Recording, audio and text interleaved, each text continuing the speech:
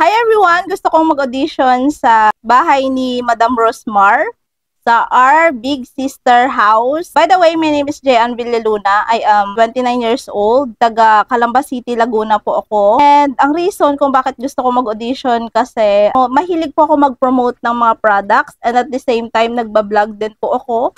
And sa kahabaan ng panahon ng pagbablog ko, hindi pa ako sumisikat. So gusto kong sumikat talaga. Gusto ko. Pero hindi pa ako binigyan ng pagkakataon. Yun, nung nakita ko tong opportunity na binibigay ni Madam Rosmar, igagrab ko na to kasi malay mo dito tayo mabigyan ng pagkakataon na sumikat, 'di ba? Kahit papano. Isa pa sa reason ko kung bakit gusto kong mag-audition dahil ako po yung panganay sa aming magkakapatid and bilang panganay, syempre kahit may family ka na, mas gusto mo pa rin tulungan yung family mo. Ang dami ko pa kasing kapatid na nag-aaral, so gusto kong makatapos sila at matulungan pa sila. Kaya gusto kong i-take yung opportunity na to. Actually, nagbabalak na akong mag-ibang bansa, pero dahil sa opportunity na to, sana po mabigyan nyo ako ng pagkakataon na mapatunayan ang sarili ko.